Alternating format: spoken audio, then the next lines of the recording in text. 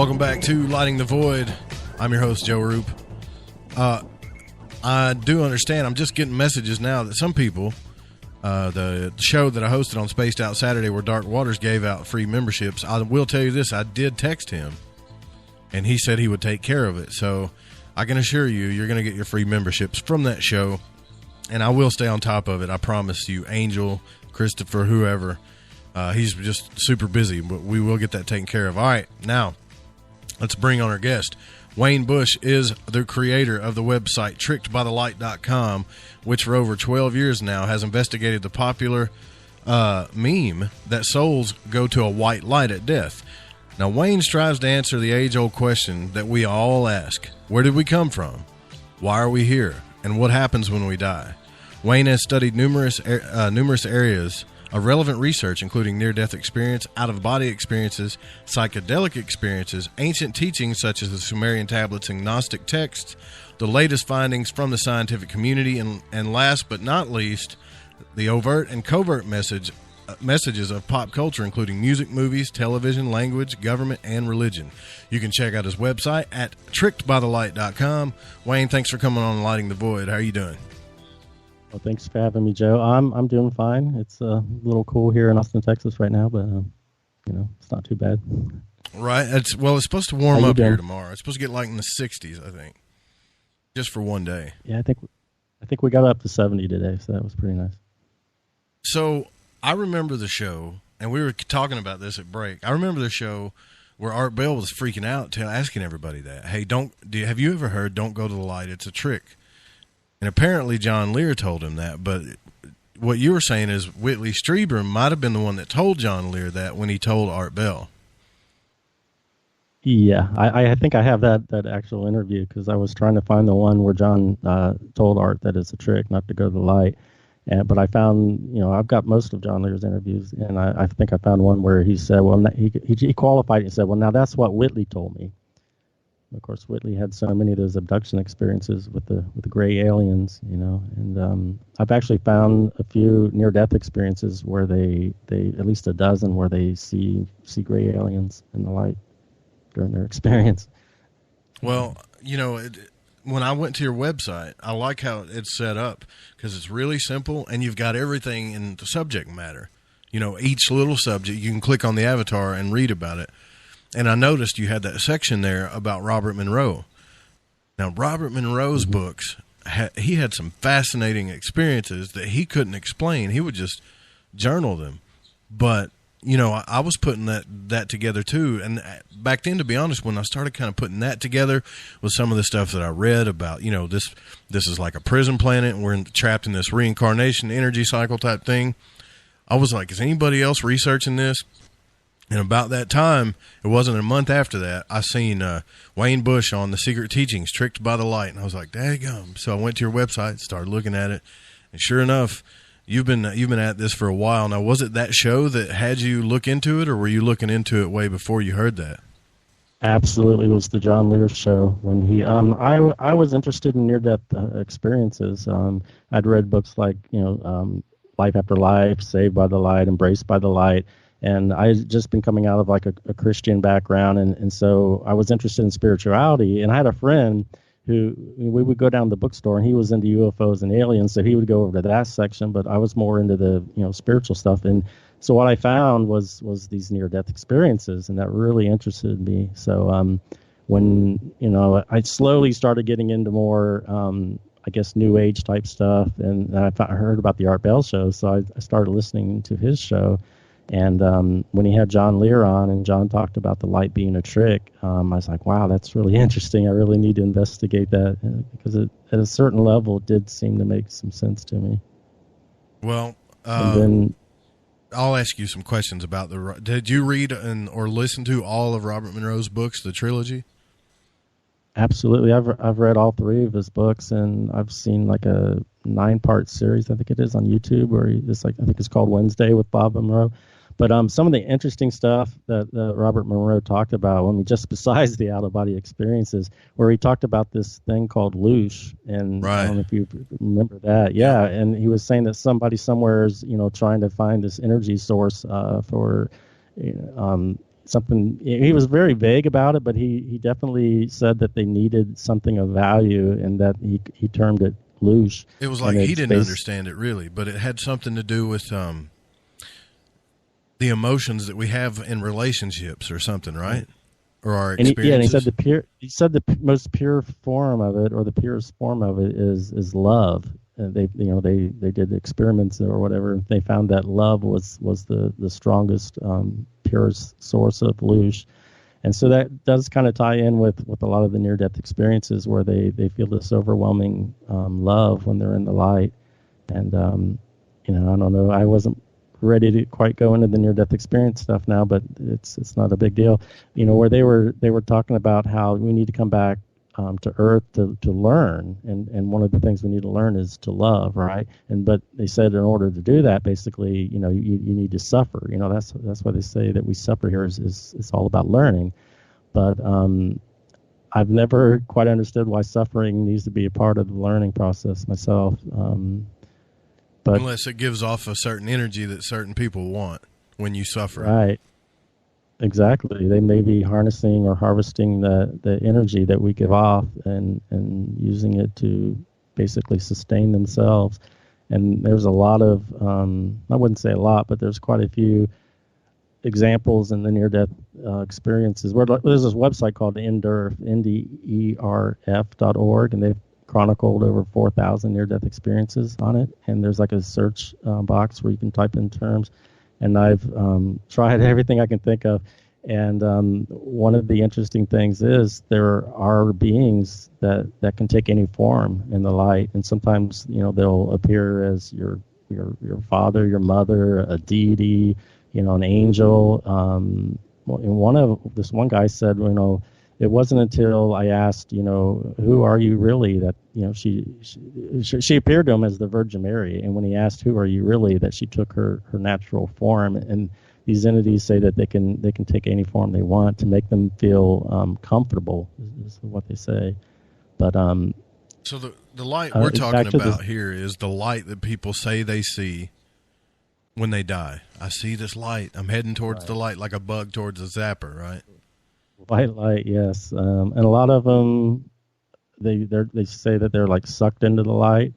Some of them see the light and they're curious and off they go. But a lot of times, I would say most of the time, they're drawn there beyond their control. I mean, and it may be them subconsciously wanting to go there, and off they go. There are a few cases where people are able to, kind of reset it and not go to the light. But I would say almost all the cases they're kind of pulled there beyond their will. I mean, in a sense, and once they get there, they don't seem to be in control of the. They have a life review and all this other stuff, and they're kind of in a lot of cases.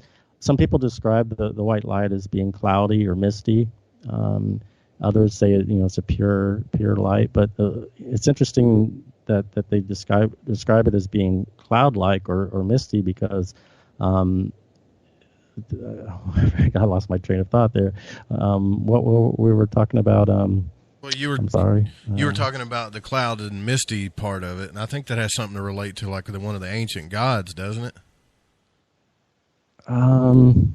Well, it does relate to the Gnostic teachings where they talk about Sophia, who was the mother or the goddess of wisdom, and she supposedly inadvertently made this mistake. She was in the 13th eye on the 13th level, and she desired to go higher. And the demiurge was upset because she was going to leave her station, and so he got angry.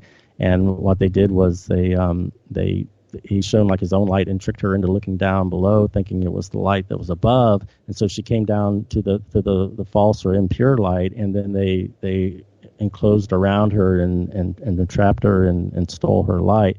But what they said was she was basically embarrassed, and so she put him in a cloud, is what they said. She put him on a throne within a cloud. Gotcha. And there's near-death experiencers where they see the clouds, and not only that, they see a being on a throne. And in many cases, there's actually a couple of cases where I searched for the face of God, And near-death experiences will see faces, and a lot of times it's loved ones or angels or whatever, but they usually can't see the face of God because it's so the intensity or the frequency is just so bright that they can't see it. But of the few cases I saw, there were a couple, and specifically one named Charles, where he said that it had the face of a lion. That God had a face of a the lion? Gnostics actually. The face of a lion. He said it scared the crap out of him because it had the face of a lion. Yeah, man. And the Gnostics described this false god deity as having the face of a lion. And so there's a lot of things that do the body of a serpent, right? Gnostic. The face of a lion and the body of a serpent. Hey, now that you are mentioning that, I don't know which book it was in Robert Monroe's book, but do you remember a part where he was talking about where he went into this place and he wanted to go wherever God was, or he was looking for a more higher realms? In other words, trying to figure out what this was all about. And a being kind of came to this place where he was with all these other people, and they all had to lay, he said they had to lay on their stomachs, and this thing would like slither or walk over their stomachs. You remember that part? No, I don't. I was kind of scanning through it real quickly to try to find relevant parts, and I didn't really reread it in depth. I mean, I had read them 20 years ago or something like that. Well, he talked about a part where and I don't know if he was looking for God or whatever, but he said when this being came around, everybody kind of knew that they weren't supposed to look up. In other words, they were just supposed to respect it and not look up at it or anything. And they all kind of laid down, and this thing would go over all their stomachs. And he said it felt like a snake or something going over something like that, going over their stomach or midsections, like he was kind of using them as a bridge or something. Wow. The experiencers a lot of times do mention that they're told not to look up. I interviewed one because people were on my website saying, well, it would be interesting to see what near-death experiences would have to say about your theory. And I was kind of dreading it, but I'm like, yeah, I really do need it. So I went to the local IONS group, which is the near-death studies group. And so they would go around, and there was like a half dozen or so people there that had to have the experience, and they would briefly tell it. And this one man in particular was talking about how there was a lot of psyops on the planet right now. So I said, man, that's the guy I need to talk to, because he'd be understanding of a conspiracy type theory. So I talked to him after the meeting, and I said, have you ever heard of anybody mentioning the demiurge or archons? And he looked at me and he goes, I met the demiurge. And he didn't know anything about my website. And he says, the moon is here, and the demiurge was like right here. And he was talking, then he started mentioning aliens, and that's a prominent part of my website. John Lear talks a lot about the moon and aliens, obviously, too. But back to Robert Monroe, since it's so interesting. I just wanted to say that a lot of the near-death experiencers do say that they're told not to look up. And that man in the interview was told not to look up. And I was talking to him. I had lunch with him like a few weeks ago, and he said that there were all these eyes that were looking at him, because he knew not to look up, but that there were all these eyes. And I showed him there's a painting that Alex Gray does. I think it's called Collective Vision. And it shows all these. There's a white light at the center. It's got all the eyes, and I showed him that, and he basically said, "Yes, that's it." But back to the Robert Monroe stuff, because it's so interesting. Actually, Robert Monroe talked about meeting the demiurge, or not meeting the demiurge. Well, I guess he did meet him in this Wednesday lecture that he gave. He called him the entry director, and he says, when you come down to Earth, you have to go through this director, and he's like showing you all these possible bodies that you can take, locations and stuff like that. But he called him the entry director. And one of the interesting things that Robert Monroe mentioned when I was going back through the books was he talked about an emitter. And he said this emitter controls or projects this, he called it a hologram or a dream. And actually at this near-death studies group that I go to here in Austin, they mention Robert Monroe quite a bit. He's held in high esteem because he has like this Gateway program. Yeah, the Gateway program. Where, I guess you can kind of go to the light yourself.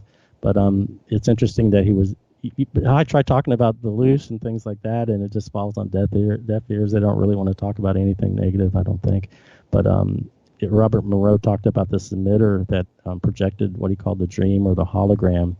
And then he talked about he would go up, like you were saying, trying to find God and stuff like that, and he would find what he called the I there, the IT. Yeah, the I there. I remember that. The I there, and he said that's like 2,000 or 3,000. I guess basically it's kind of like an oversoul. It's like 2,000 or 3,000 different souls or lifetimes that he's had, and he was talking about the need to reintegrate all those parts and pieces back into, I guess, the whole or the one. And he's talked about a lot of really interesting stuff in his research, and how he even talked about how we all got entrapped down here, that you would come down and find it curious, and then a lot of the stuff he would talk about is the need to reach a escape velocity in order to I guess blink out or exit out, as he calls it. But another thing that freaks me out about this is when I was looking at your website, I started thinking about the Robert Monroe books again, and not only him but Preston Dennett, because they would run into beings that were trapped. Some of them didn't know they were dead, or like children that were looking for their mom, and things like that, and they would try to help them, like grab their hand, and they would fly up and they would try to go to the higher dimensions and say, look, I'm going to take you back to your family or whatever. And sure enough, eventually they would look over and they'd be gone, like they would just disappear or dissipate. And that one, just, I know what you're thinking, man, but really that one thing just freaks me out so much, because death doesn't scare me as much as my consciousness blanking out, like leaving like this, no more Joe Roop ever. Just say there's no more Wayne Bush, no more Joe Roop ever.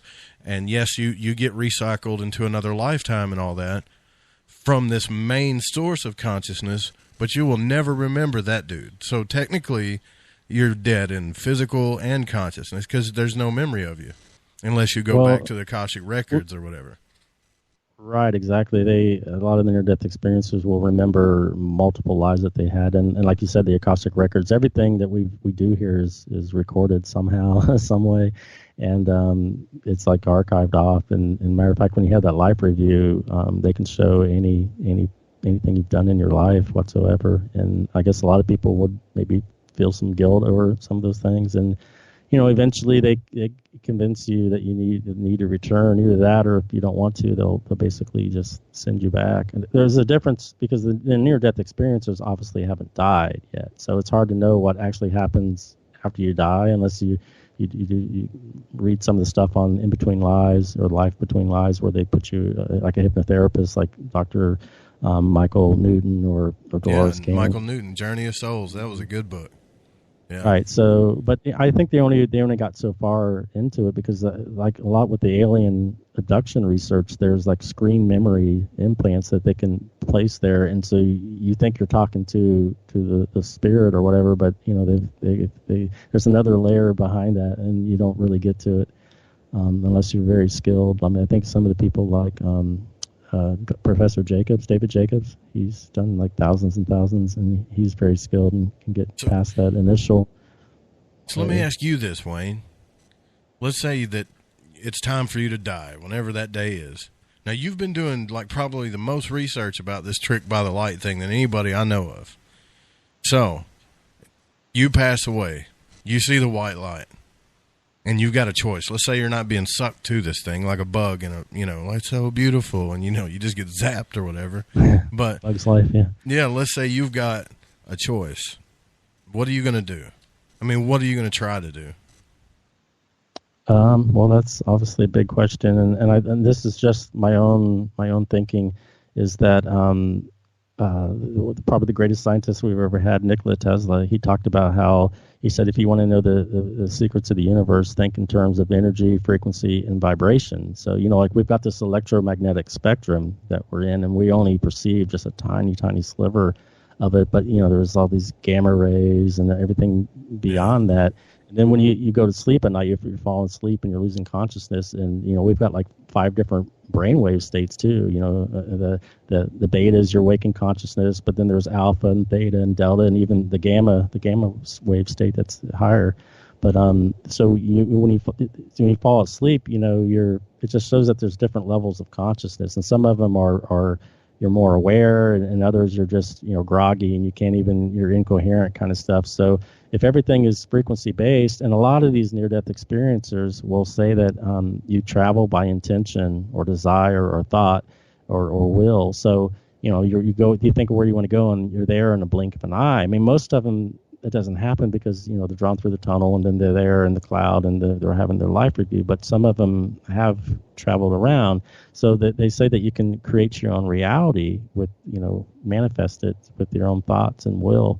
So if all those things are true, for me, I think that I'm just going to have like this focused intent on raising my frequency. And some of the near-death experiencers say that you have a higher state of consciousness when after you've died like that, and so it's just a natural ascension higher in frequency. But you get distracted by that beautiful light, and you go through the tunnel, and then all of a sudden you're sort of in their domain, right? And they can influence you with different, whether it's the love or just the the magnificence of a being in a white light sitting on a throne and all that. But for me, I'm going to just increase my frequency, and my goal is to, there's this other near-death experiencer named David where he was taken on a tour through like 7 different heavens. In each heaven that he ascended upward in, he said the light and the love or whatever was like 1,000,000 times more powerful than the preceding one. So I don't think he even got out of the all the different realms of the demiurge or the false realms, but it does show that I think the higher you go in frequency and higher dimensions, that the light is more pure, and down here we're trapped by this fallen state of consciousness that we've somehow find ourselves in, right? And so, to answer your question, and I think William Buhlman was asked the exact same question, and I've got his answer in here somewhere too. But I talked to him though, but I didn't. I've had him on the show. I'm going to get him back on the show, but I didn't. At the time, I wasn't thinking about anything but getting out of the body. I wasn't thinking about higher states or higher dimensions, and even still, yet to this day, I've managed to get out of my body, but I still can't leave the yard for some reason. Yeah, here it is. William Buhlman says, I'm often asked what I will do when I take my final breath. He said, my answer is this: I will demand to experience my higher self, my spiritual essence. I am not content to simply go to the light. I am not content to accept past acquaintances and comfortable surroundings as my new reality. In fact, I am not content to settle for any form-based reality as my spiritual home. I absolutely know there is so much more available beyond the realms of form. There exist dimensions of magnificent living light simply waiting for us. All we need to do is awaken and accept their reality. 2 powerful truths are apparent. First, all form is but a reflection of pure spirit. Second, we are not helpless victims of an external force that dictates or directs our reality in our lives. We are bestowed with the power of free will and the ability to take spiritual action. Why would you settle for a pale reflection of reality when the pure realms of spirit are always present? So in his books, he talks about how, I think he's had over 100 out-of-body experiences himself, and he also he surveyed over 16,000 out-of-body experiencers. So this guy knows a lot about the astral realms, right, and how to travel in it and what all's there. And he talked about, he would have these little commands that he would give, like higher frequency now, awareness or move now, awareness now, clarity now, move inward. And so for me, that's what I would do. And I think you have to be careful with using words, because the language is a spell. And if you say words like, I want to go to source, well, the word source is exactly the same as the Greek word for lizard, saurus, like dinosaurs or whatever. So you got to be, so for me, it's you're using like pictures or just pure thought, if you will. But I will do like sort of a mantra, like the higher frequency now and move inward, those kind of commands, so that I'll just keep ascending in frequency. You'll actually be moving inward, but because I think our consciousness is, we're projecting all these external projections out of it. It becomes it's like our shadow, the parts of us that we don't understand. And Carl Jung, the great Swiss psychologist, we talked about 12 different archetypes, and one of them was a shadow archetype. And he was talking about how, we all have a shadow within us, and so that we need to, kind of recognize it, and I think he said assimilate it, or I forget the actual word he used. The text of Thoth, what is it? The Emerald Tablets talks about transmuting the darkness into light. Yeah. So that kind of falls in line with what your title of your show is, lighting the void, and I think we need to do, that these archons or these shadow beings that are basically attacking us, or they're kind of part of ourselves that we need to accept and recognize. But I wouldn't consider assimilating, but just transmuting it, into light. But so I'll just keep kind of doing those mantras until I keep, because the last thing you want to do, you want to avoid these external distractions. Like they can, call you into the light, like, your mom or your dad or your loved ones. I was just fixing to ask you that. I had images of my mom going, "Hey, baby, come on over here." Yay, it's my family, Wait a minute. They have access to all the Akashic records, and they can definitely do that. They can appear to you as your best friend. And matter of fact, there was somebody at the near-death group.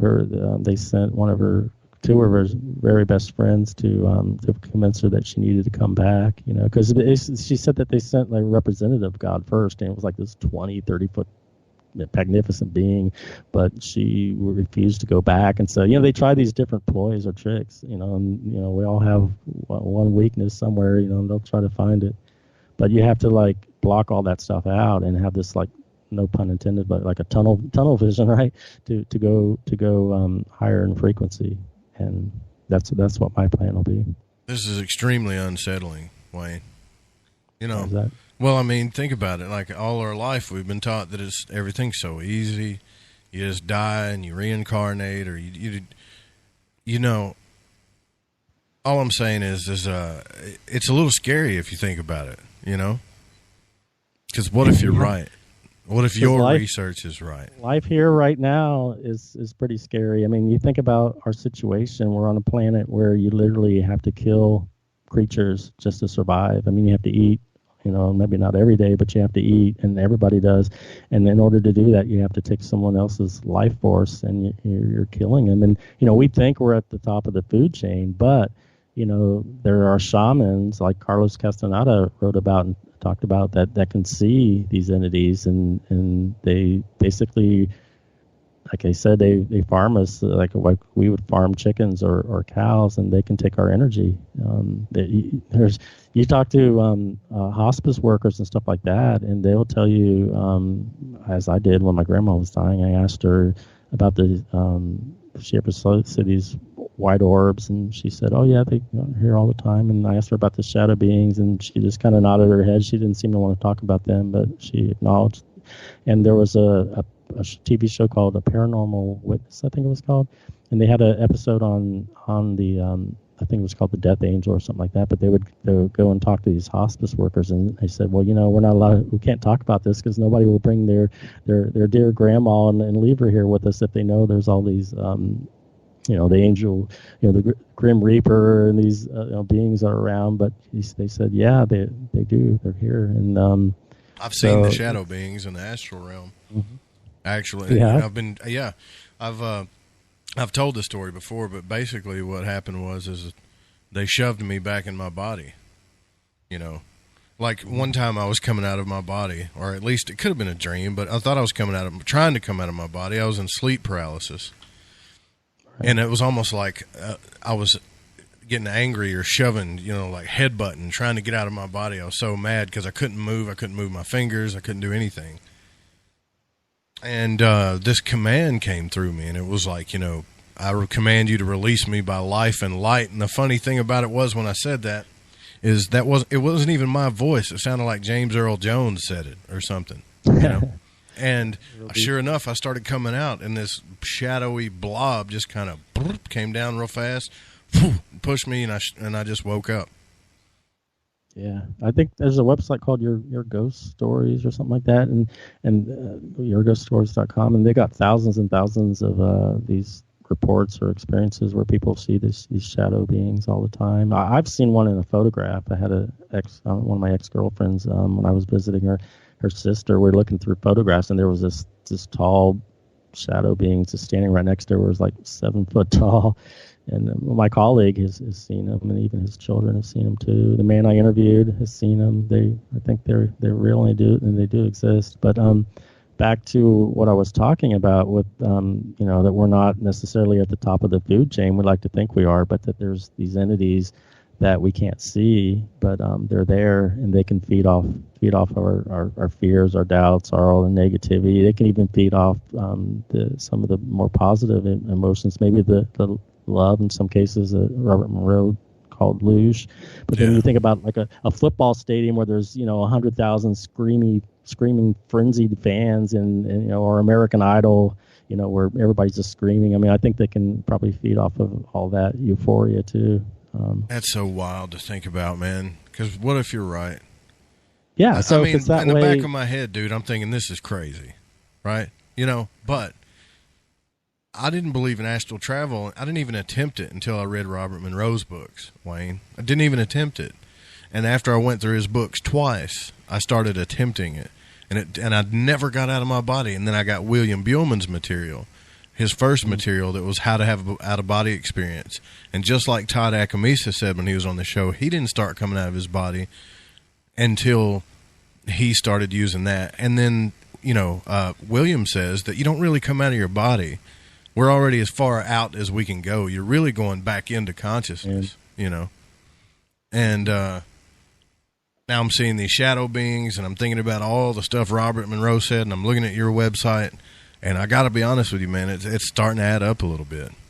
And there's real creatures on the planet today that use light to lure their prey, like in the movie Finding Nemo, where there's this anglerfish that dangles this light out in front, and it lures its prey to it. And then there's a cuttlefish, which cycles through these different lights to like hypnotize its prey. And then there's I think glowworms in Antarctica that they'll be on top of the caves, and they'll mimic the stars in the nighttime sky.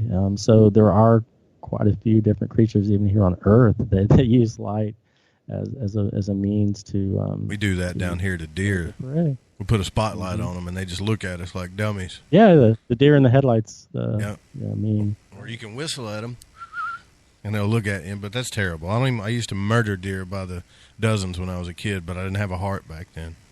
But yeah, they loved light too. So there's shaman that can evidently perceive or see these entities, right? And so then you have the exorcists that have to go in, and if somebody becomes possessed by a demon or whatever. So there are who was it? Edith Fiore, I think it was, that she wrote a book called The Unquiet Dead, and she would in hypnotherapy she would find out that a lot of people had these what she called them attachments. These spirit attachments that a lot of us do. I supposedly have it, and I know Steve Richards and his holographic kinetics training and stuff like that.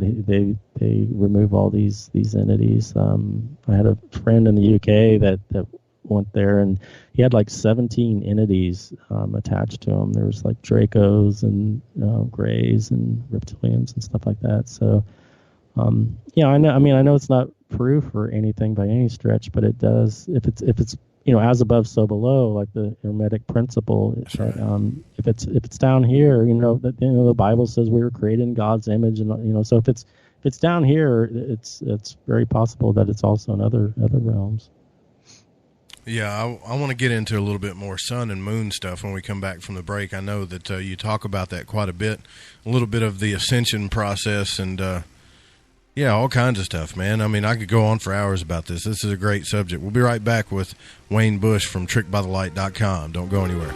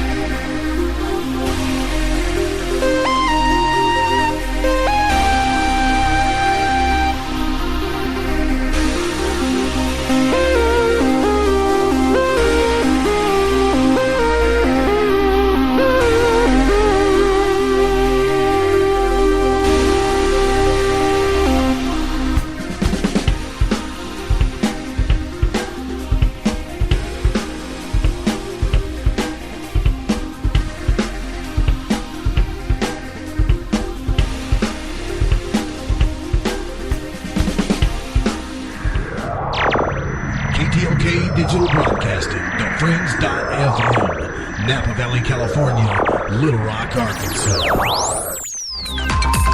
Hey, Fringe FM listeners, guess what? TalkStream Live has just released a new paranormal app exclusively for the paranormal community called Paranormal Radio. Paranormal Radio has a great selection of streaming talk shows dealing with UFOs, the supernatural, sacred geometry, NDEs, and much more, including a network highly recommended, The Fringe FM. You can download Paranormal Radio right now from Google Play and the iTunes App Store. Oh, you know what I like about me? This is Rich Giordano, host of the Paranormal Code. No, I'm serious. The show's on twice a week now, Sunday and Thursday, on thefringe.fm and Spreaker, 10 p.m. Eastern, 7 Pacific. Yeah, it's 2 hours. It's live. And I do a show like you've never heard before. So you're going to come here, you're going to get your information, you're going to be entertained. But you're also going to hear the truth like, you won't forget. Like you've never heard before. And for those of you who've been following, thank you. Thank you for talking me into this extra night. Now I'm on twice. Great. Hey, good for you, right? The Paranormal Code. This means something.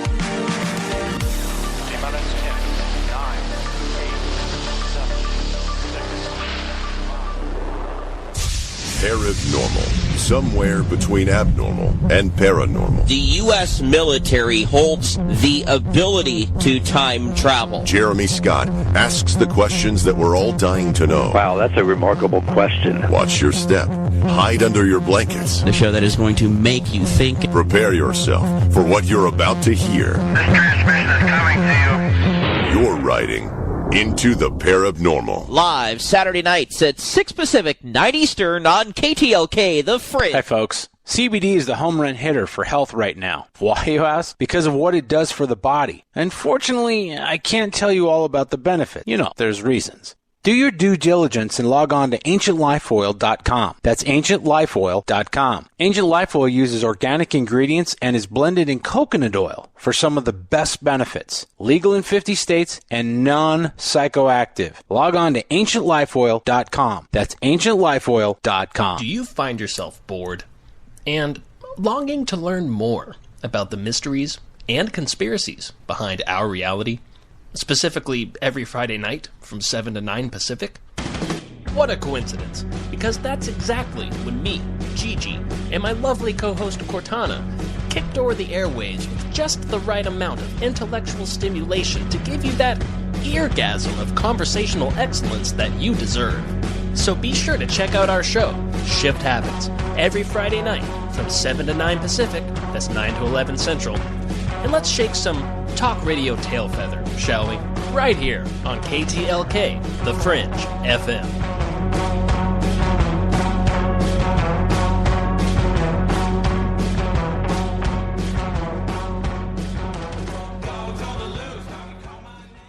Hey, it is I, Kurt Green from the Kurt Green Hour. Come hang out with me every Wednesday night at midnight, Pacific Standard Time.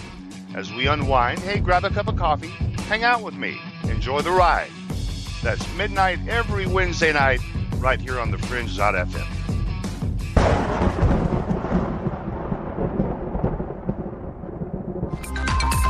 Hey, Fringe FM listeners, guess what? TalkStream Live has just released a new paranormal app exclusively for the paranormal community called Paranormal Radio. Paranormal Radio has a great selection of streaming talk shows dealing with UFOs, the supernatural, sacred geometry, NDEs, and much more, including a network highly recommended, The Fringe FM. You can download Paranormal Radio right now from Google Play and the iTunes App Store. This is Lighting the Void Radio with your host, Joseph Roop. It's the show about truth-seeking and freeing the spirit, shattering your limited beliefs, revealing hidden truths, and much, much more. We are still getting strange on Sundays. Hey everyone, it's me, Dave Cruz, host of Beyond the Strange Radio, letting you know we're on live Sunday nights right here on the Fringe FM. The Strange Sunday saga continues live at 5 p.m. Pacific, 8 p.m. Eastern. Listen on thefringe.fm or at beyondthestrange.com. Again, that's Sunday nights, 5 p.m. Pacific. See you there. To call the show, pick up the phone and dial 501-777-5631. That's 501-777-5631.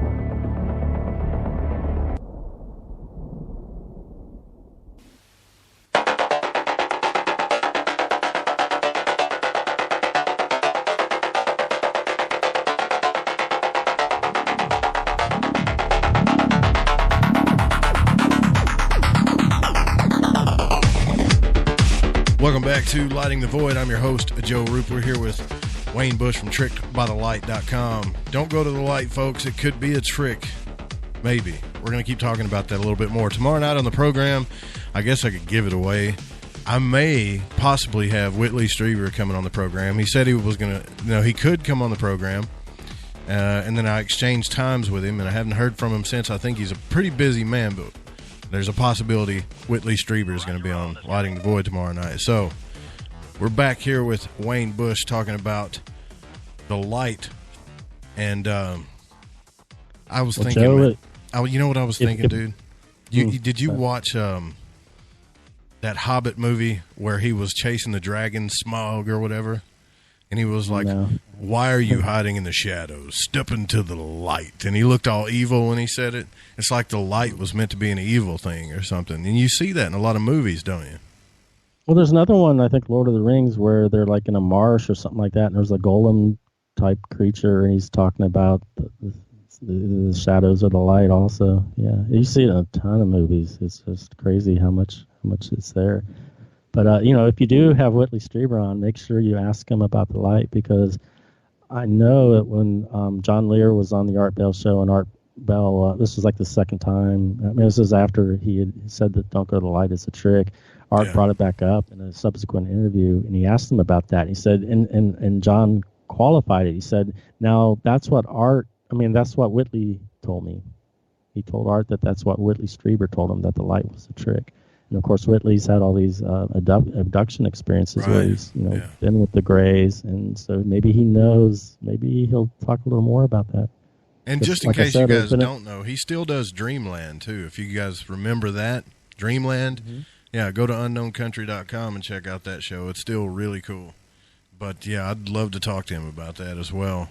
But do you think that we're being programmed, to go into the light, whether it's in movies, religion, and all this stuff? It seems like that's just what we're being fed to do, right? It's in the language,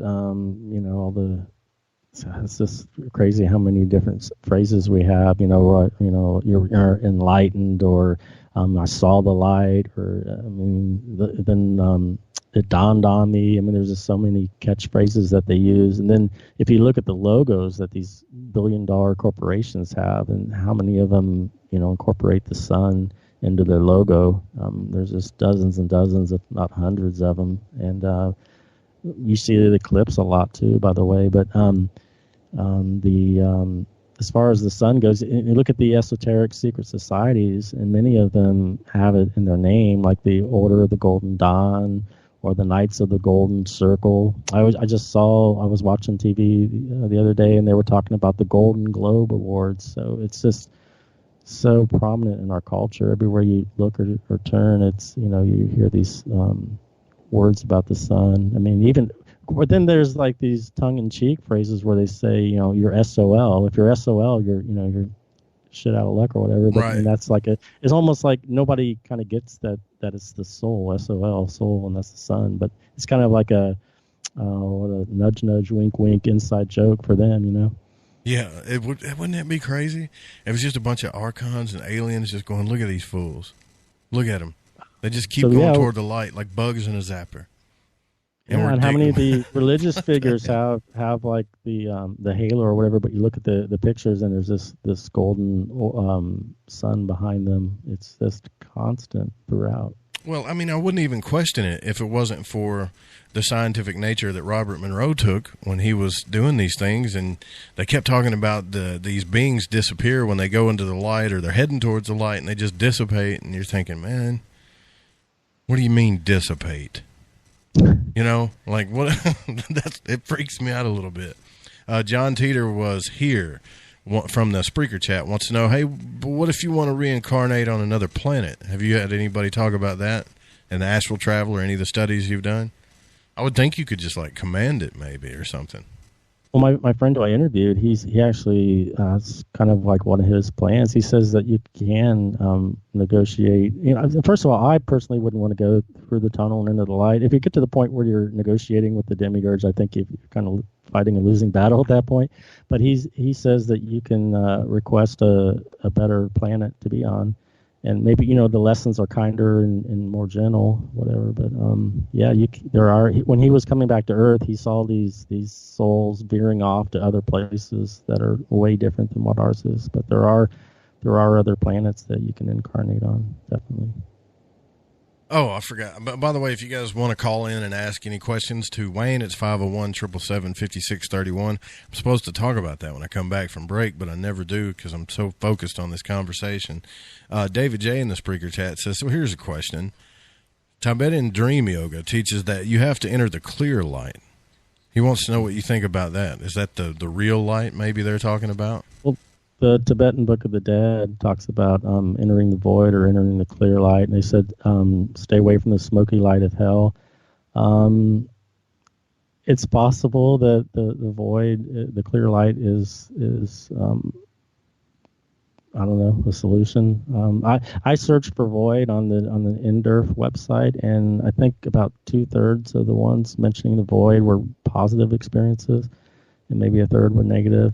There's different kinds of voids. Maybe there's a void where it's a lot of darkness, and a lot of times that's not really a pleasant experience. But I don't know. I have. There's one that Mellon Thomas Benedict, I think his name is, where he went to a light behind the light, and then he also talked about a void, and I can read that.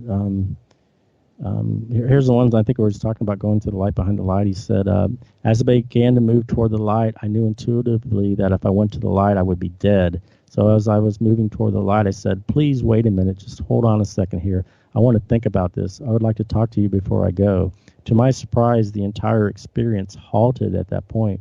You are indeed in control of your near-death experience. You're not on a roller coaster ride. So my request was honored, and I had some conversations with the light. The light kept changing into different figures like Jesus, Buddha, Krishna, mandalas, archetypal images, and signs. Aww. I asked the light, what is going on here? Please, light, clarify yourself for me. I really want to know what the reality of the situation. He said, I cannot really say the exact words because it was sort of telepathy. The light responded. The information transferred to me was that your beliefs shape the kind of feedback you are getting before the light. And here's the one where he went to a light beyond the light. He said, as I passed into the second light, I expanded beyond the first light. I found myself in a profound stillness beyond all silence. I could see or perceive forever, beyond infinity. I was in the void. I was in pre-creation, before the Big Bang. I had crossed over the beginning of time, the first word, the first vibration. I was in the eye of creation. I felt as if I was touching the face of God. It was not a religious feeling. Simply, I was at one with absolute life and consciousness. I can tell you this now. The void is less than nothing, yet more than everything that is. The void is absolute zero. Chaos forming all possibilities. It is absolute consciousness, much more than even universal intelligence. What mystics call the void is not a void. It is so full of energy, a different kind of energy that has created everything that we are. Where is the void? I know. The void is inside and outside everything. You, right now, even while you live, are always inside and outside the void simultaneously. You don't have to go anywhere or die to get there. The void is the vacuum or nothingness between all physical manifestations, the space between atoms and their components. I was in the void, and I was aware of everything that had ever been created. It was like I was looking out of God's eyes. I had become God. Who said that? Mellon Thomas Benedict. I think he had a near-death experience. It's quite well known. The Kabbalists call that the Ein, or the Ein Sof. You know, the Ein, the Ein Sof, and the Ein Sof Or. It's like way above Ketzer. Right. I actually had a woman who emailed me. I think she was from Florida, and she had been reading my articles on my website for like a year, and then she had I guess you could call it a near-death experience. She went into a coma, and for like, I don't know, a few weeks or something like that. But she said that when she was having the experience, she told herself not to be tricked by any relatives or angels. So she kind of put that out of her mind, and she found herself in this void. And she said it was the most peaceful place she'd ever been, and that the nurses would come into her room, and she was emanating such peace and everything that they commented on it and how peaceful she was, and they treated her so nicely because of that, and brought her flowers and all this other stuff. But that she said that oftentimes, she can go back to that place of peacefulness, and that her face kind of glows because then that people will comment on it. So that is another experience of the void. I had another woman who wrote me, and she went to more of a black void, and she literally said that she saw these like 7 demonic type entities that were like antagonizing her and trying to feed off of her, and they were like doing things from her life that she had done that where you didn't help somebody but you could have, but yet it was something that they really should have done for themselves, like little nicky-knack ticky-tack type stuff. And so she was going through this just hell experience of these things, like tormenting her, right? And then she saw this this entity that she literally called an archon, right? And this thing, she said it had a serpentine like tail or lower body, and she couldn't see the head or the face, but that she just kind of had the knowledge that it was what she would call an archon. And she sent the experience to Endearth, and they would not publish it as a near-death experience, even though she was in ICU for like 12, 14 days. And they did publish it on OBERF, which is for out-of-body experiences and other type experiences, but they wouldn't post that one as a near-death experience, which I found kind of odd. More serpent bodies. That's freaking me out a little bit too. More serpent bodies. I really think you guys should get Robert Monroe's books if you're a skeptic. I'm just saying from a skeptic's point of view about this. You can't pick up a religious text really and go off of that. You can use it for correlations and parallels. But if you want to see somebody take a scientific approach to what happens through dimensions of consciousness, I would definitely recommend Robert Monroe or William Buhlman. Would you agree with that? Absolutely. William Buhlman's stuff is just phenomenal. As far as I'm concerned, it's more in the solution category. I mean, he covers, how to have out-of-body experiences and all that too, which I don't think Robert Monroe got so much into the, how it's solutions. I'm not sure he even, talked about the light being a trick or a problem at all, but he talked about the emitter that emitted this what he called a dream or a hologram. So he did have some interesting things to say. Also, the Sumerian text, like Sumer is the first civilization that we know of. As far as archaeologists, I mean, people talk about Atlantis and Lemuria and all these other civilizations, but we don't have a whole lot of hardcore evidence. I'm not saying they don't exist. I'm just saying Sumer is the one civilization that we have a lot of records on, and in those texts, there's like 7, they call them the Anuna, which are basically the Anunnaki, the gods, and that they, Enki was asked by Nama, who was the primordial mother goddess, and the gods were complaining because they were having to toil and work, and they were getting tired, and so they wanted to create a worker slave, and so Enki told Nama, the mother goddess, that the being we need already exists here on Earth. And so basically they were talking about the primitive early hominids, and so a genetic scientist, and he took and modified or altered the DNA and created us so that we could basically worship and give them praise and work for them as slaves. But Enki's was called the supreme dragon in the text, and his symbol was the serpent. So once again, in the most ancient text we have, there's the serpent deity again. What do you think about the moon, man? What do you think that is? Do you think it's like, because it's really a mysterious like satellite thing. There's so many questions about it. It just seems to be artificial. I mean, John. Yeah. John Lear knows so much more about the moon than I have in my little finger. But his website, The Living Moon, I don't know if he still keeps up with that or not. But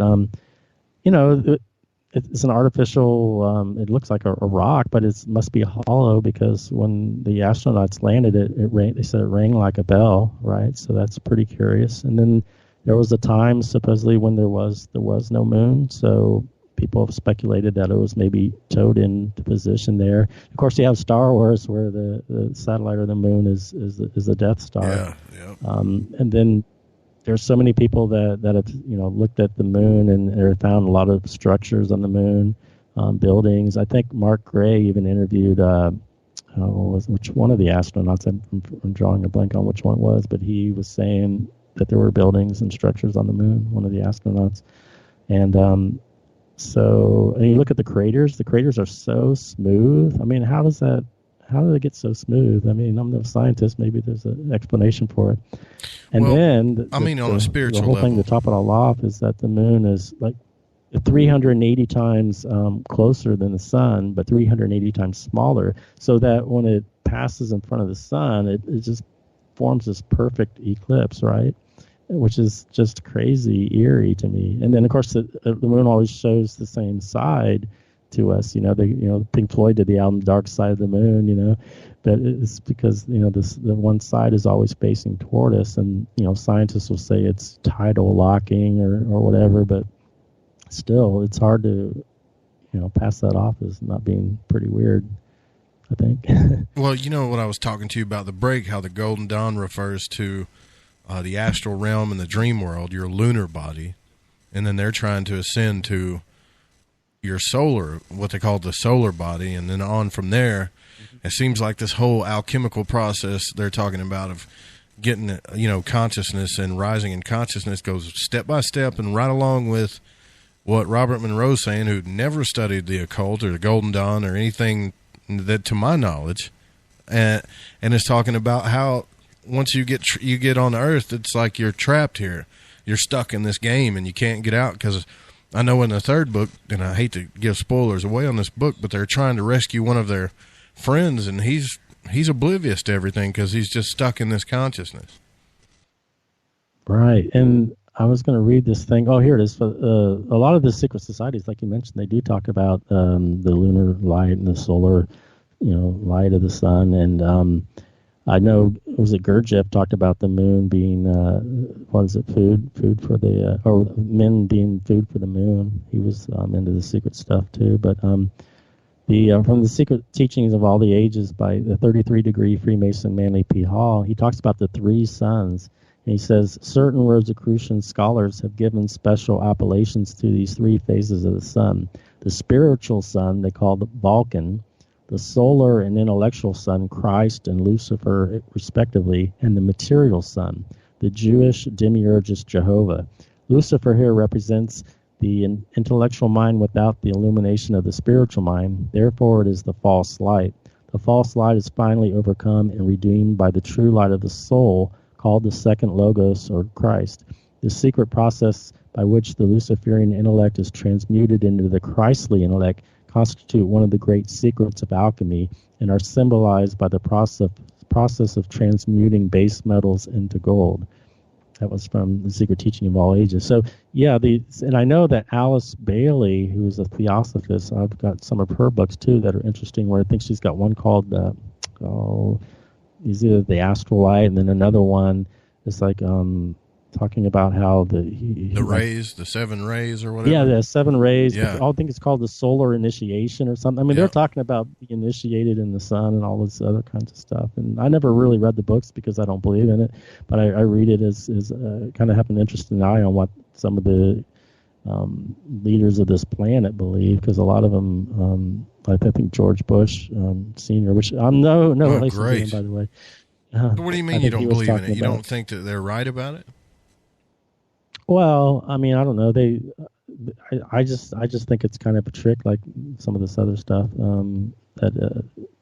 Maybe the sun is a stargate or something like that. I mean, I don't know, but I personally believe that the sun, the white light of the near-death experience, is the sun, and that like near-death experiences, when they see their body after they come out of their body, their astral body, they say, is translucent liquid light, and it's like an orb or maybe what do you call it? I can't think of the word, but it doesn't look anything like your physical body, right? So, and by the way, our physical sun is actually white. The sun is white, and so in the astral plane, there are so many near-death experiences that actually. One of them said, I flew right into the sun. One of them said, oh, it looks so much like the sun, but it didn't blind your eyes. I mean, there's just dozens where they actually compare the white light of the near-death experience to the sun. And so if our bodies don't look like our bodies in the astral, then the sun wouldn't necessarily look like the physical sun either. This is so fascinating to me. You know what? Here's what I want to say. I had David Griffin on this show, and David Griffin is one of the leaders of the United States organization of the Golden Dawn, one of the modern orders, right? And he told me, because I asked him what this whole thing was about, and he told me that same thing about archons and all this, and he said that what we're supposed to do is transmute our soul out of the soil of our body on past the lunar body into our solar body, and I may be getting this wrong, on past that even, so that we become infinite, immortal, conscious beings that can move through stars. He said, I'm not talking about physical, dense planets. He said, what I'm talking about is living in starlight and being able to go and live in stars, through the stars, that's what it's all the sun about. Yourself, maybe, right? And I was like, I got to thinking again, man, about Robert Monroe's books. You're breaking up. I can't hardly hear what you're saying. What did you ask me the first time? I know when you're talking about you talked about.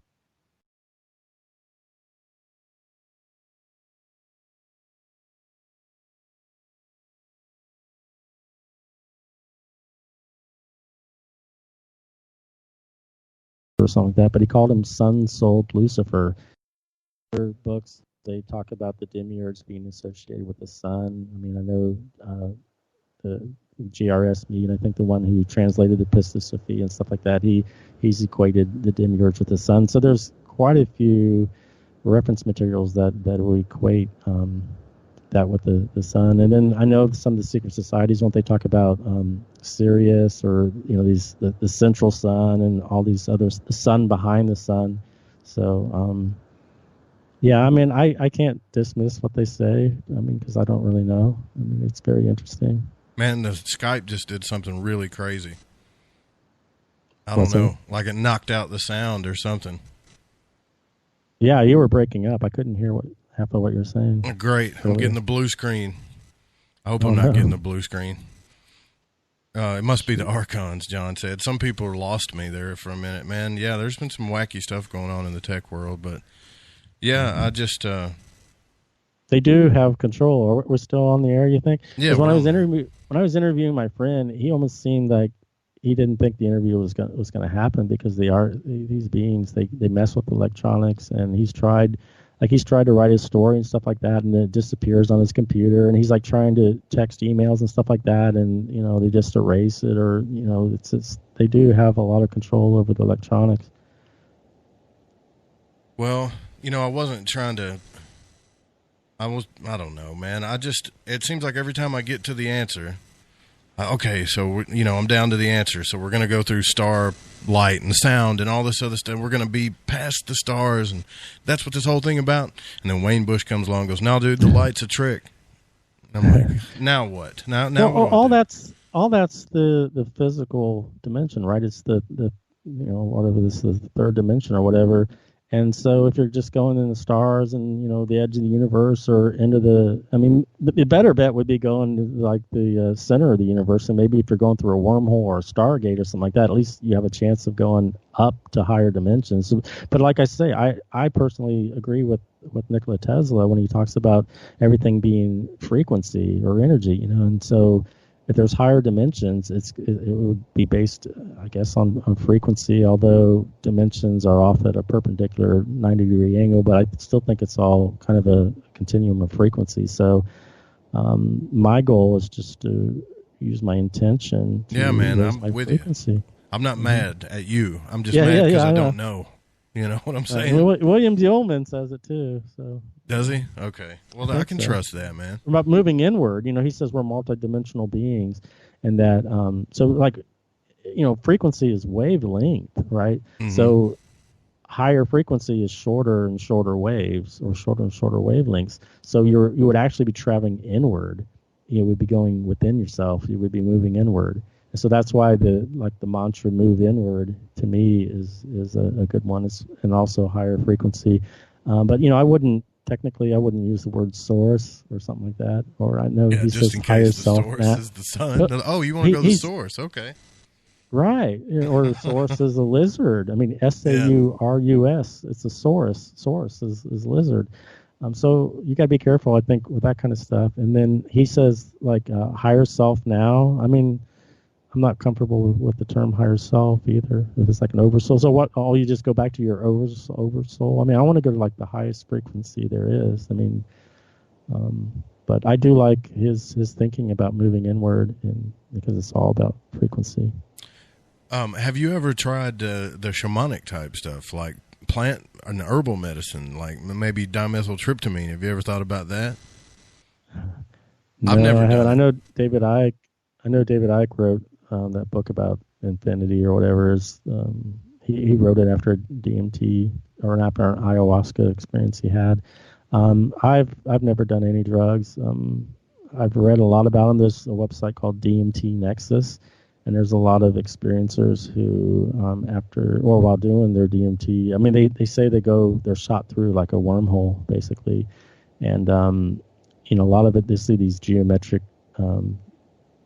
figures and stuff like that. But a lot of them will have contact with these entities. And some of these entities, they feel like they're feeding off of them. And some of the entities will even talk to them and tell them, I know this one, Sevilla, I'm not sure if that's... part of the DMT. Salvia. Oh yeah, Salvia. Man. Yeah. I would stay away from that if I was you. I'm not. Somebody having an experience with it. Yeah, they said that this entity started talking to him and telling him that this is all a game that God is basically has us in, and that we just have to go through it and all this stuff. So I mean, these entities, they actually tell him a lot of stuff about this being a game, or they can. A lot of the experiences will feel them feeding off of them. I know Dr. Rick Strassman, when he wrote his book, The Spirit Molecule, he talked about how like half of his experiences, or so many of the experiences, would meet these reptilians or insects or gray aliens. They have experience with all kinds of aliens, these clowns, or the Terrence McKenna machine elves and stuff like that. So. No, personally, I'd rather try to do it naturally. I'd like to have an astral projection, an out-of-body experience. I think that would be fine. Man, but I don't want to mess with the drugs. I got you. Me neither. That's why I was just wondering if you've ever had that kind of experience. But like I said, man, I didn't have any out-of-body experiences until I listened to that audiobook on Audible, which is William Buellman's How to Have an Out-of-Body Experience. It was pretty expensive, but it was worth it. I think I used my free credit with it to get it anyways, but it was the one time where when you launched out of your body, you're like, okay, am I really out? And then you can look at yourself sleeping, and you're like, oh, dude, I'm really out. This is the thing. The other thing is I think I mentioned Alex Gray earlier, and he's pretty well known within like the New Age community and whatnot. A lot of his paintings and stuff are very popular. And I was watching one of his YouTube videos, and he says that those paintings are a result of his experiences with DMT. And he was talking. Well, he collaborated with the alternative rock band Tool to make this one video in particular. It was called Vicarious, and then the song Vicarious is almost told from the first point view of these entities, and they talked about how they vicariously live through us. And in this video, it's showing these ticks and leeches and stuff coming out of the body, and there's like an octopus that's almost, I think it looks around the moon or something like that. Huh? Yeah, I heard that through the Forest Moon Paranormal. They said that these larva type beings will attach to your aura or your astral body or something. That's weird.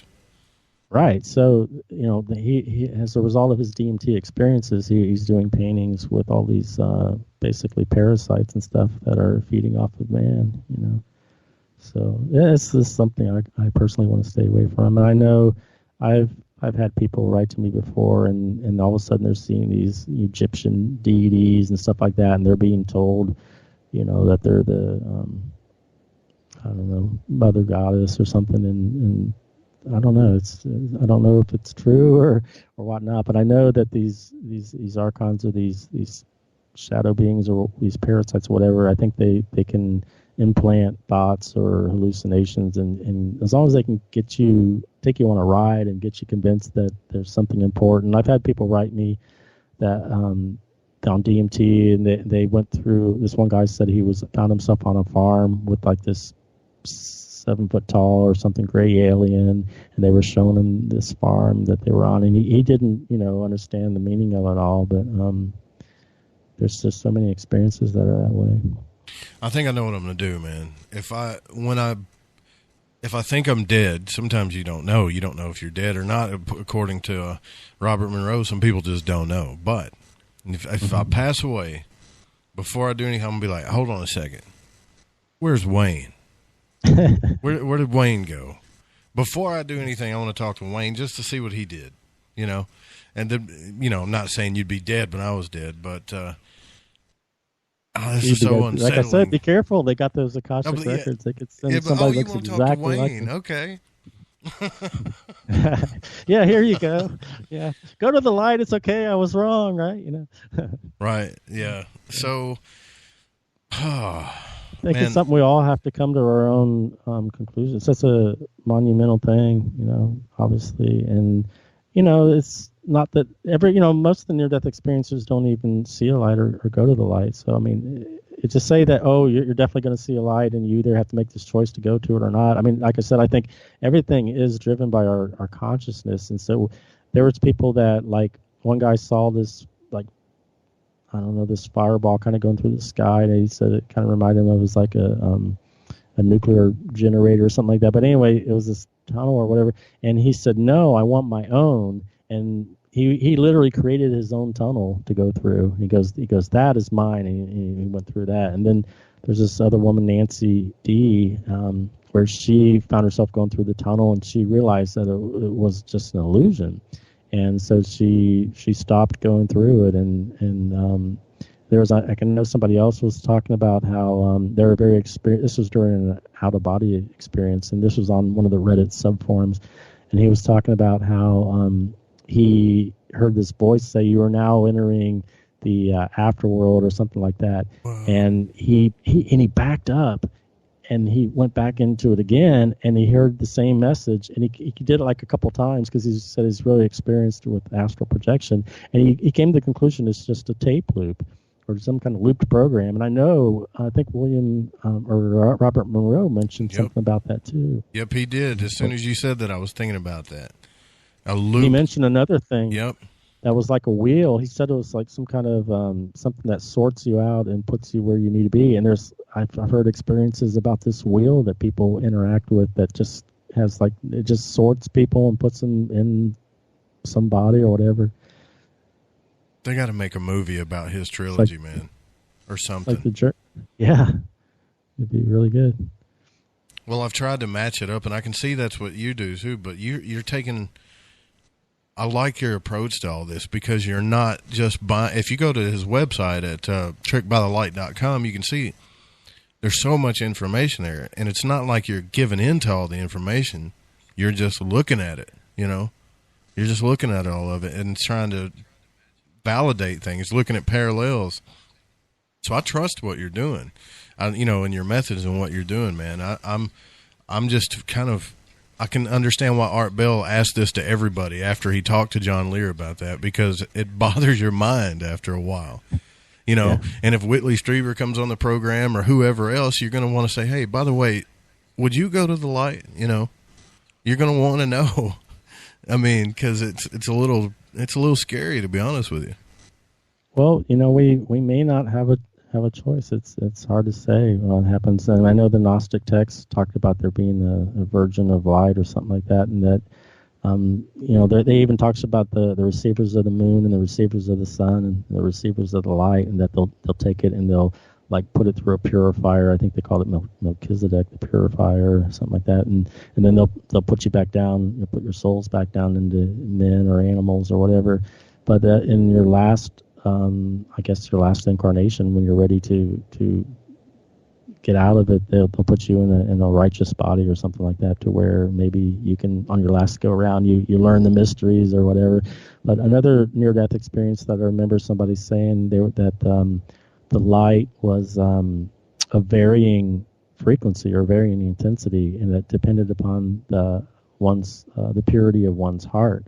So, that would kind of match with the different people seeing that the light's cloudy or the light's misty, but then other near-death experiences will say the light was pure, so there could be just varying intensities of light. And if it's all coming out of our own projection from our own consciousness, then that might fit. So I think it's extremely important to practice spiritual alchemy, to where you are transmuting your lead into gold. So like, you get rid of the fear and the doubt and the guilt and the hate and anger and all that, the envy, hate, and greed, as John Lear would say, and make sure you practice altruism and not unconditional love, but love for others and kindness and mercy, compassion. Yeah, integrity. And I look at it a lot like the movie The Wizard of Oz, where Frank Baum wrote that, and he was a theosophist. And in that movie, I think it has so many parallels to the near-death experience. Well, first of all, Dorothy's on a farm, right? So we were talking about all this being a farm, but she goes through this vortex, right, which is the tornado, right? And so the near-death experiencers, they go through. Sometimes they're called a vortex or a tunnel or a spiral or whatever, and then they say there's colors over there that are so much brighter, and there's colors that we don't even have here on Earth, right? And so when she goes through this tunnel or whatever, when she comes out the other side, the movie switches from black and white all of a sudden into color, right? And then there's a spiral golden path that she's going down, and then she meets all these different characters, that all are lacking one or another quality that they need. Like the Tin Man needed a brain, and the Scarecrow. The Tin Man needed a heart, and the Scarecrow needed a brain, and then the Cowardly Lion, needed courage. And so I think those represents all the different things that we need. Like we need wisdom, which is the brain, and we need to have a pure heart. The spiritual alchemy, the love that I was talking about, and then the Cowardly Lion. I think the third component is like willpower, because like I was saying, everything is manifested by your intent or desire, and so it's very important to have this powerful will, to resist all the temptations or distractions that the archons might send your way. So and then of course you football. Have and so you the Wizard of Oz was this man that perpetuated the whole illusion, right? And he was just this frail little man behind the curtain, but he would show his face as like this green alien or whatever, and he's pulling all these levers and stuff behind the scenes, and everyone's buying into his illusion, right? But he was really nothing to be afraid of. And so at the very end, when Dorothy wants to go back home, when she goes back home, she repeats the mantra, there's no place like home, there's no place like home, there's no place like home. So she's doing that positive intention of going back home to where it's pure and safe and everything. It makes you wonder, in the Bible where they talk about the lake of fire, all souls liars will be cast in the lake of fire. And I'm thinking, what if that's just like a consciousness recycle light, throw them in there, recycle them, and start over, I don't know. The sun is what they say. It's fire, and the word for the Greek word for sun was helios, Helios, and the sun, even in the Bible it says that God is a consuming fire. I don't know. There's just some things that kind of pop into my mind as you're talking about that. The lake of fire, in the near-death experience on that website, you search for hell or Satan or all that stuff. I think there's only like 40 out of 4,000, maybe 1 out of 100, so it's like 1%. I know people have quoted higher figures, but at least on that website, there was like maybe 1% that experienced, or not, they didn't even experience it. They were shown it or they saw it, and they were hardly ever themselves experiencing it. And so I think that you can leave anytime you want, because it's all driven by your consciousness. But if you're convinced you deserve to go to hell because you went to church and they told you you're a no good sinner and all this that, then you could keep yourself there. And this woman who wrote me where she found herself in a void, when these demons, she said they looked like the creatures in the movie Constantine. Oh my but God. They except for that they didn't have like the faces like babies or something like that. But I think she said that once she said to herself that I don't deserve all this is bullshit. She said that this mother figure or mother goddess reached, kind of saved her from the entities, right? But it was when she came to her own realization, when she put an end to it, like I don't deserve this, that she was rescued. And she said that the beings actually she didn't see it, but she said she had the knowledge or whatever that they were spiders. They were like spiders, and she said especially the mother figure. And then when she rescued her from these entities, the entities were like, but you said we could have her or something like that, almost. But she said the mother figure, she thought that she was good and everything, I guess because she was in hell and she no longer was. But there seems to be like they're working in unison together there, like the good cop, bad cop, and you got this. It's a game of duality or polarity, and you got the two sides, and there's the hell, and they'll scare you to the light, right? And you deserve to go to hell, but if you go to the light, you'll be saved. I just had a real freaky deja vu thing. I hadn't had one of those in a long time, but it lasted for about 20 seconds. I kept looking around to make sure. Yep, having deja vu. That's weird. Like the movie The Matrix, right? Exactly. Yeah, exactly. Even the people candle, man. I got this silver candle that's about a quarter lit next to me, and I looked at it, and I was like, I've seen all this before. The chat room I'm looking at, listening to your voice. It's weird. It happens. I had deja vu in a long time. They say that we plan out our lives ahead of time. I mean, I don't know how much free will there actually is. If we do have free will, it's not in this realm so much. It's when you're more in the astral or beyond, where they convince you that you need to come back, and so you plot out your life and all the supposedly the lessons you need to learn or whatnot, and so it's all basically planned ahead of time, all the major events of your life, and so I don't know. I think it's at some level we're kind of living the dream of God, that there probably is a true God. Dude, what if that's what I've always thought? I just said dude on the radio again. I said I would never say that, but when I get into really deep conversations, the dude comes out. So sorry about that. But I always thought because sometimes when I'm taking a shower, early in the morning, I'll phase in and out of consciousness. And I'll be like, and I'll wake back up, kind of, how you're phasing in and out because you're so tired. And I'll wake back up and I'm like, wait a minute, that reality I was just in isn't better. It was more real than this one.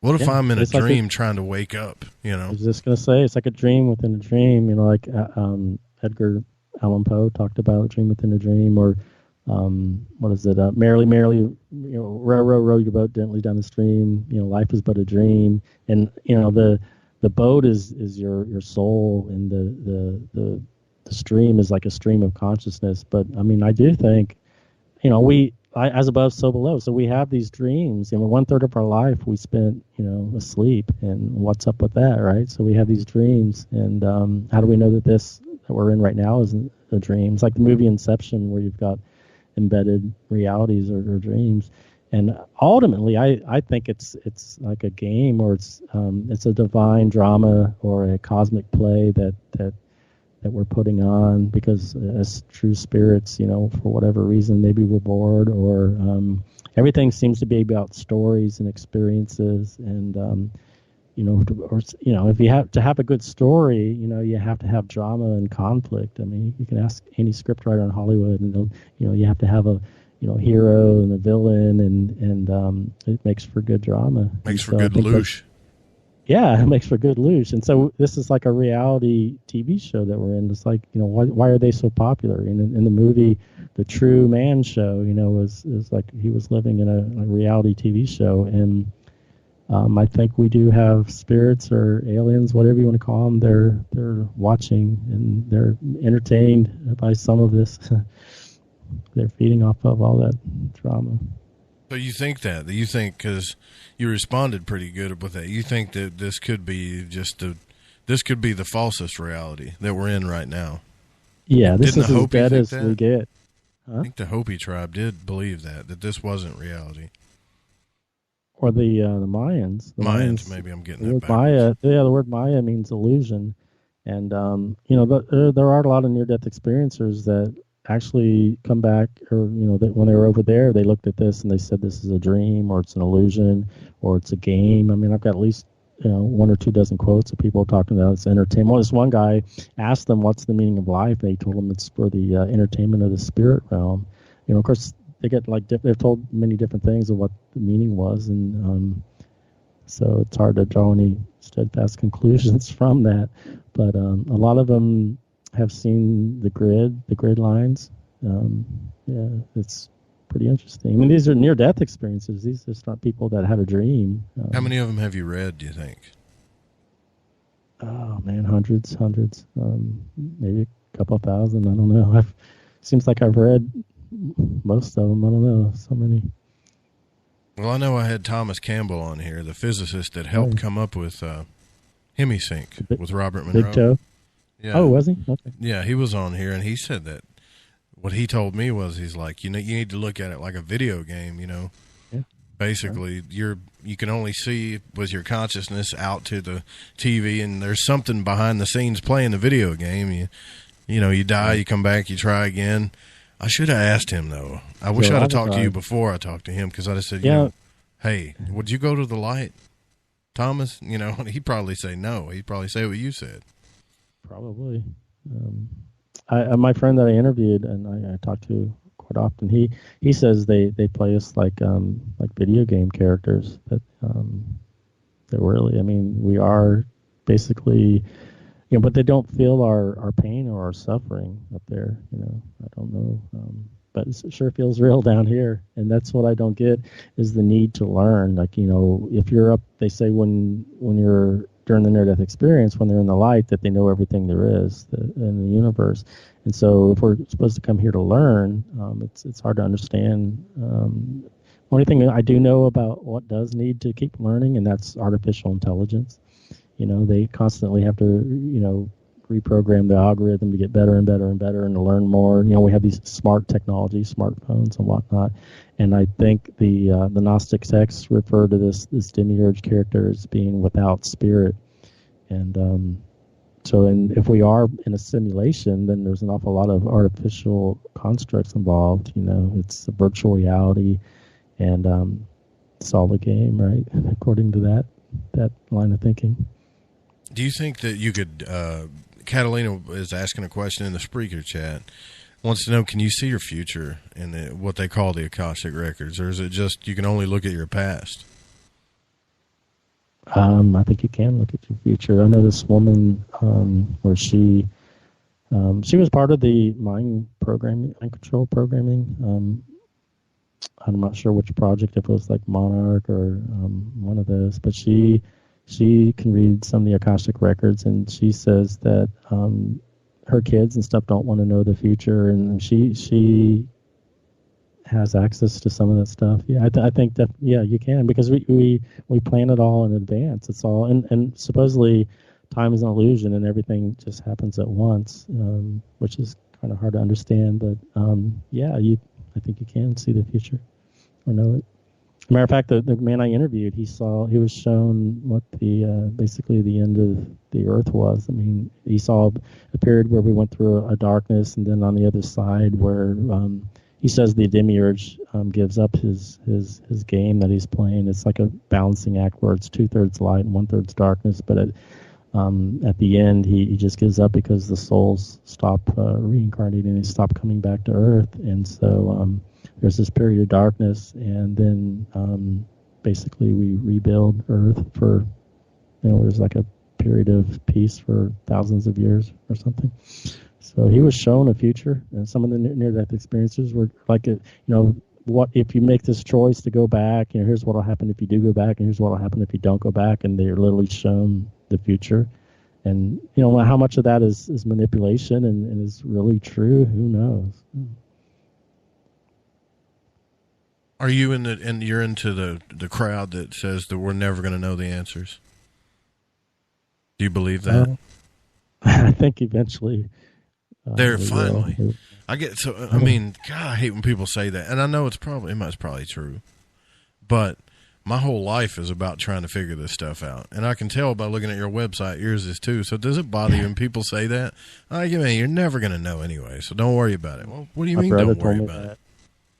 Yeah. My family, people tell me that it's just you'll never know, and blah blah blah. And it's like I think I found out of an awful lot. I mean, I don't know everything. That's for darn sure. But there's a lot of evidence and information that we've compiled. So we do know more than when we knew before, right? So I'm amazed at some of the stuff that people have knowledge about. And you can't even attempt to talk to them about everything because there's really nowhere to start, and their eyes are just going to glaze over, and then you're going to look like a crazy person. My parents, when I mention near-death experiences to them, they say it's a hallucination. But yet these near-death experiences, I mean, most of them will say that they actually died, right? And they'll say it's more real than the reality that we're in right now. Like we know the difference between our real life and what you had in a dream usually, right? It's a dream, but this is more real. Well, the near-death experiencers say that it's even more real than this, and that they have a higher consciousness at that level than we do here. Like they said that this is like the dream compared to that. So yeah, it's very infuriating when people say that you can't figure it out, or you'll never know, because then it's fatalistic. You won't even try, right? Right. Well, man, this was definitely a fun conversation.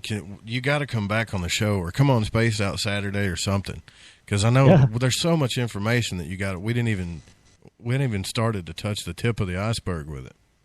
That's very true. So much. Yeah, I'd love to come back anytime. And how can everybody out there find you on the web? Are you on social media at all? Yeah, I prefer if they just email me. I don't do the Facebook thing so much. Don't blame me.